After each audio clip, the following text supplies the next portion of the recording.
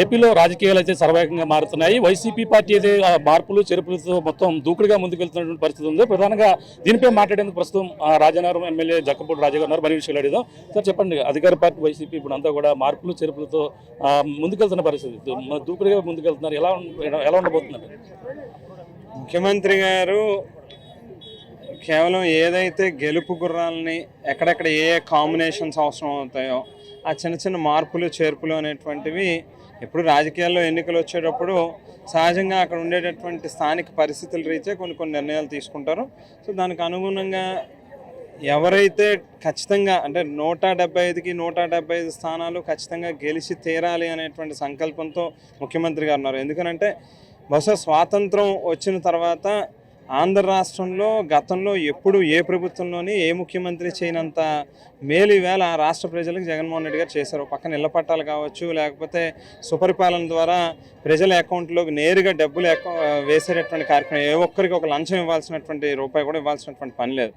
పార్టీలకు కానీ కులాలకు కానీ అన్నిటికీ అతీతంగా ఇవాళ ప్రజలకు మంచి చేస్తూ ఉన్నాం. సో ఎందుకు మనం 175కి 175 గెలవలేము, ఖచ్చితంగా గెలుస్తాం, ప్రజలు మనల్ని ఆశీర్వదించడానికి సిద్ధంగా ఉన్నారు, ఆ మేరకు మనం కూడా దాన్ని అందిపుచ్చుకోవాల్సినటువంటి అవసరం ఉంది అనేటువంటి ఉద్దేశంతో కొన్ని కాంబినేషన్స్ చిన్న చిన్న చేంజెస్ అక్కడక్కడ చేస్తూ వెళ్తూ ఉన్నారు. అంటే ప్రధానంగా జనసేన టీడీపీ కలిసి ముందుకెళ్తున్న పరిస్థితి. దీని నేపథ్యంలో వాళ్ళకు భయపడి ఇటువంటి మార్పులు చేర్పులు చేస్తున్నారని ప్రతిపక్షాలు చెప్తున్న పరిస్థితి. భయపడడం అనే వర్డింగే బహుశా జగన్మోహన్ రెడ్డి గారి డిక్షనరీలో ఉండదు. ఎందుకనంటే చంద్రబాబు నాయుడు గారు కానీ లేక జనసేన పార్టీ కానీ ఎందుకు విడిగా పోటీ చేయట్లేదు? వాళ్ళలో ధైర్యం ఉంటే ఈవేళ కేవలం జగన్మోహన్ రెడ్డి గారికి ప్రతిపక్ష పార్టీలు భయపడుతున్నాయి కాబట్టి ఒక చోటేమో కాంగ్రెస్ పార్టీను జనసేన కలిసి పోటీ చేస్తుంటారు, లేకపోతే మరో పక్కనేమో బీజేపీ జనసేన కలుస్తూ ఉంటారు, మరో పక్కన తెలుగుదేశం జనసేన కలుస్తూ ఉంటారు, తెలుగుదేశం కాంగ్రెస్ కలుస్తూ ఉంటారు. అసలు ఆ కాంబినేషన్లు ఏ రాష్ట్రంలో లేకపోతే ఏ ప్రాంతంలో ఎక్కడ ఎవరెవరు కలుస్తున్నారో రాజకీయాల్లో మరీ పూర్తిగా నీతి నిజాయితీలు అనేటువంటిది వదిలేసుకుని ఈవేళ ప్రతిపక్ష పార్టీలు ఉన్నాయి కాబట్టే ప్రజలు ఖచ్చితంగా రాబోయేటటువంటి రోజుల్లో వారిని పూర్తిగా అంతమందించడానికి సిద్ధంగా ఉన్నారు.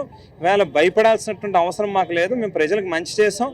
ఏదైతే గడప గడపకి మన ప్రభుత్వం అనేటువంటి కార్యక్రమం ద్వారా ప్రజల్లోకి వెళ్తూ ఉన్నామో వాళ్ళు ధైర్యంగా చెప్పగలుగుతున్నాం. గతంలో అధికార పార్టీకి సంబంధించినటువంటి శాసనసభ్యులు ప్రజల్లోకి వెళ్ళాలని అంటే అమ్మ మనల్ని రేషన్ కార్డు అడుగుతారేమో, మనల్ని ఏదో పెన్షన్ అడుగుతారేమో అని భయపడేటటువంటి పరిస్థితి ఉండదు. ఇవాళ మేము ధైర్యంగా ప్రజల్లోకి వెళ్ళి అమ్మ నీ ఇంట్లో మేము ఈ రకమైనటువంటి మేలు చేసామని చెప్పి ధైర్యంగా చెప్పుకోగలుగుతా ఉన్నాం.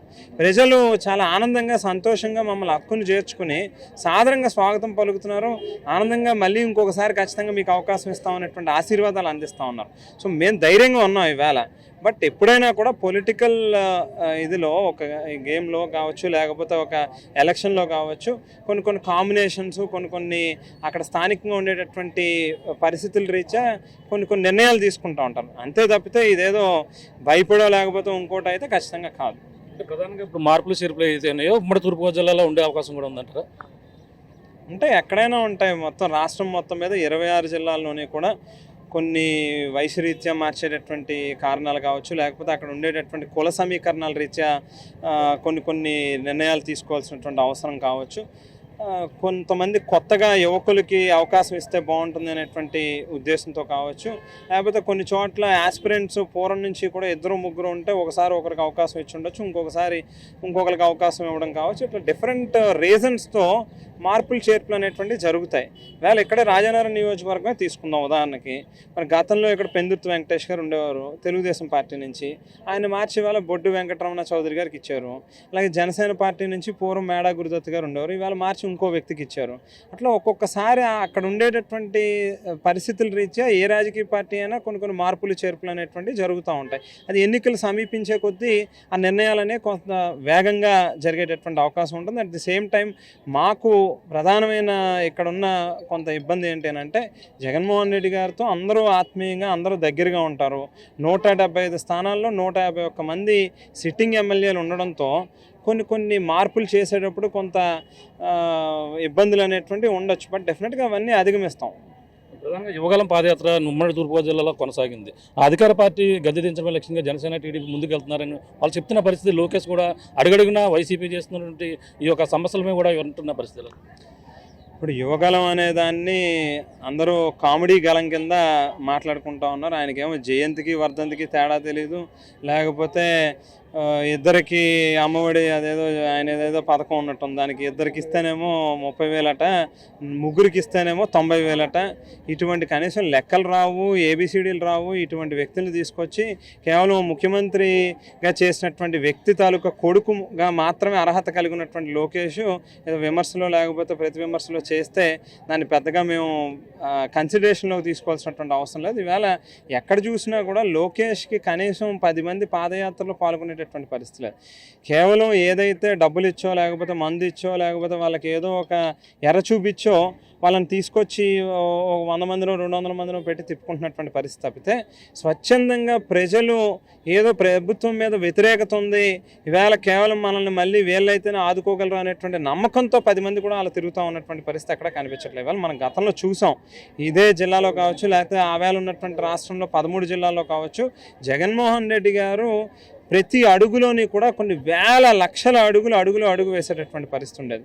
ఎక్కడికి వెళ్ళినా తండోపతండాలుగా జనం స్వచ్ఛందంగా వాళ్ళందరూ వాళ్ళు వెహికల్స్ వాళ్ళు పెట్టుకునేవారు, వారి ఫుడ్ వాళ్ళు పురమాయించుకునేవారు, వాళ్ళందరూ వాళ్ళు స్వచ్ఛందంగా వచ్చి వేల మంది అడుగు వేసేవారు, జగన్మోహన్ రెడ్డి గారు జేజేలు పలికేవారు. వేళ ఎక్కడా కూడా లోకేష్కి ఆ రకమైనటువంటి పరిస్థితి లేదు. అలాగే ఒక నమ్మకాన్ని కూడా కలిగించలేకపోతా ఉన్నటువంటి పరిస్థితి ఉంది. ఏదైతే చంద్రబాబు నాయుడు గారు చేసినటువంటి తప్పిదాలకు కావచ్చు, అవినీతి కార్యక్రమాలకు కావచ్చు, ప్రభుత్వాలు, కోర్టులు, అలాగే వివిధ రకాల దర్యాప్తు సంస్థలు ఆయన మీద పెట్టినటువంటి కేసుల సందర్భంలో లోకేష్ చంద్రబాబు నాయుడు గారి కొడుకై ఉండి భయపడిపోయి వెళ్ళి ఢిల్లీలో కూర్చున్నటువంటి పరిస్థితి. నిజంగా మరి ప్రజల్లో కానీ లేకపోతే వాళ్ళ పార్టీ క్యాడర్లో కానీ ఏ రకమైనటువంటి కాన్ఫిడెన్స్ ఇవ్వగలుగుతాడు ఆయన? ఆ లీడర్షిప్ క్వాలిటీస్ అనేటువంటి లేవు ఆయనలో. అందుగురించి ఖచ్చితంగా ఆయన ఏదో కామెడీ గలం కింద రాష్ట్ర ప్రజలందరూ కూడా చూసి సరదాగా కాసేపు నవ్వుకోవడానికి, ఎప్పుడు ఏదైనా మనకు కాస్త వర్క్ స్ట్రెస్, మెంటల్ స్ట్రెస్ ఉన్నప్పుడు కాసేపు రిలాక్స్ అవ్వాలనుకుంటే లోకేష్ గారి పాదయాత్రను చూస్తే కాసేపు రిలాక్స్ అవుతాం మనం. అంతకు మించి పెద్ద సీరియస్గా తీసుకోవాల్సిన అంశం కాదు. నియోజకవర్గంలో చూసుకుంటే ప్రధానంగా రాజనగరం నియోజకవర్గంలో రాబోయే ఎన్నికల్లో జనసేన జెండా ఎగరుతుందని చెప్పేసి ఒక పక్కన బత్తుల బలరామకృష్ణ వెళ్తున్న పరిస్థితి, మీవే కూడా వాళ్ళ ఆరోపణలు కూడా చేస్తున్న పరిస్థితి, ఎలా చూడాలి? అంటే మీ మీడియా వాళ్ళ సృష్టి ఇది అంతాను.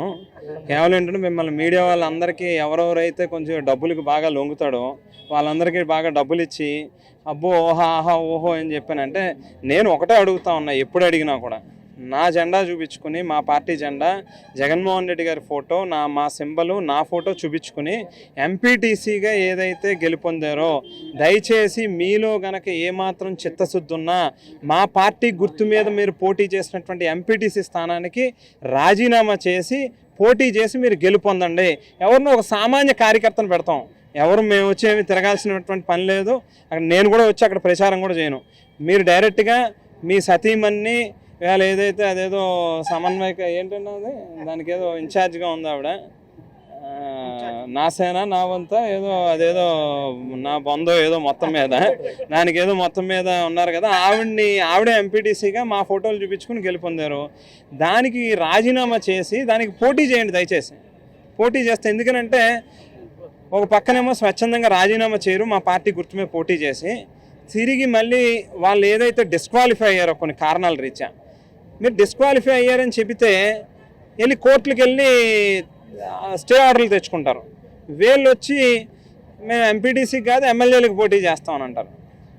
ఏదో 4 ఫ్లెక్స్లు కట్టినంత మాత్రాన 4 టీవీలను కొనేసి 4 పేపర్లను కొనేసి రోజు ఏదో ఒక దంపుడు ఉపన్యాసాలు లేకపోతే దాని మీద ఏదో దుష్ప్రచారం చేస్తే, మేము రాజకీయ కుటుంబం, మాది రాజకీయ నేపథ్యం ఉన్నటువంటి కుటుంబం. నా తండ్రి దగ్గర నుంచి నా తల్లి దగ్గర నుంచి మేము ప్రజల్లో ఉన్నాం, ఏ రకంగా ప్రజల పట్ల చిత్తశుద్ధితో వ్యవహరిస్తాం, ఏ రకంగా ఈ ప్రాంత ప్రజల యొక్క అభివృద్ధికి కానీ లేకపోతే సంక్షేమానికి కానీ కాంక్షిస్తాం అనేటువంటిది అందరికీ కూడా తెలుసున్నటువంటిది. ఈవేళ ఏదో బురద జల్లేస్తే దానికి ఏదో పెద్ద ఆలోచించాల్సినటువంటి అవసరం లేకపోతే ఇదేదో జరిగిపోద్ది అనేటువంటిది అంతా కూడా ఒక అభూత కల్పన. ఇదన్నీ ఊరికినే ట్రాష్ తప్పితే ఏమీ కాదు. జస్ట్ ఇంకొక మ్యాటర్ ఆఫ్ 2 months వెయిట్ చేస్తే అంతా కూడా అర్థమవుతుంది అని చెప్పి. మీ సోదరు కూడా రాజకీయాల్లో కూడా రాజకీయాల్లో ఇప్పుడు అలా యాక్టివ్గా ఉన్నారు. ఇప్పుడు రాబోయే ఎన్నికల్లో కూడా ఎమ్మెల్యేగా పోటీ చేసే అవకాశం ఉంది ఎక్కడనండి, ఏది స్థానంలో? అలా జగన్మోహన్ రెడ్డి గారు ఏదైనా ఆదేశిస్తే పలానా చోట పోటీ చేయాలంటే చేయొచ్చు. మాకైతే ఎప్పుడు పదవుల మీద లేకపోతే ఏదో హోదాల మీద వాటి మీద ఎప్పుడు మేము పరిగెట్టినటువంటి పరిస్థితి అయితే లేదు. కేవలం ప్రజలకు మంచి చేయాలనేటువంటి లక్ష్యంతో వెళ్ళాం.